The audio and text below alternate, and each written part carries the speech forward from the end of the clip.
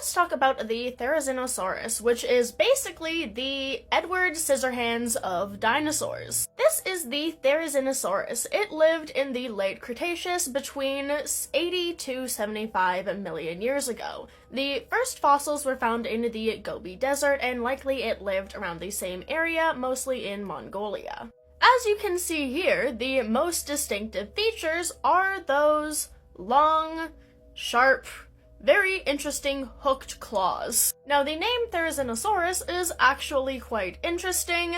The name comes from Greek meaning scythe lizard or reaping lizard, which is pretty badass. Despite all of this, it is likely that these guys were a relatively peaceful herbivore. Due to the structure of the claws and the placement in physiology and all that, scientists don't think that these very long nail claws were actually used for self-defense or offense. There's been a whole number of different theories proposed, anything from scraping seaweed off of the sea floor in order to eat, to digging functions, either for digging into termite mounds to eat termites, to digging for things like roots and tubers, to digging nests or burrows for the eggs and babies. Another hypothesis put forward was that it was used in juvenile Therizinosaurus to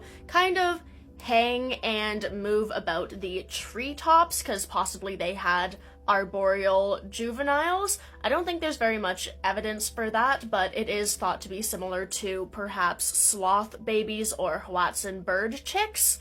I don't know how much evidence there is for that one, but that is an interesting theory. But as far as I'm aware, the most commonly accepted one is that it was just used for hooking food, and that food being just plants. One thought is that they just kinda hung out and sat around like this when eating, kind of like how a brown or black bear will sit and just pull apples or berries off of a tree or vine or something to eat. So likely it is a possibility that these long claws were used to just grab plants and bring it towards the animal itself in order to eat. Now, this is not entirely ruling out the possibility that there were other functions to these long claws. They could have been used in kind of displays or battles against other males in order for the female to choose them. Whoever had the biggest, fanciest claws had better success in breeding.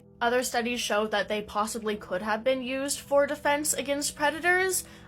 Stress tests were done on recreations of the claws, and it was found that there is a possibility that they were decent weapons against other animals that wanted to eat them. At the very least, they were quite good in intimidation, so if there was a smaller male challenging a dominant male for females, the big male would just go, no, and then probably the little male would just scurry off. Similarly with predators, if you are a predator facing one of these guys, if you see those long claws, you are definitely going to think twice about attacking these guys. So even if they were not the best weapons at defense itself, they sure as hell were scary. Now, these guys did go extinct around the end of the Cretaceous period, along with every other non-avian dinosaur in the late Cretaceous extinction event, where a big asteroid impacted Earth and made the Chicxulub crater,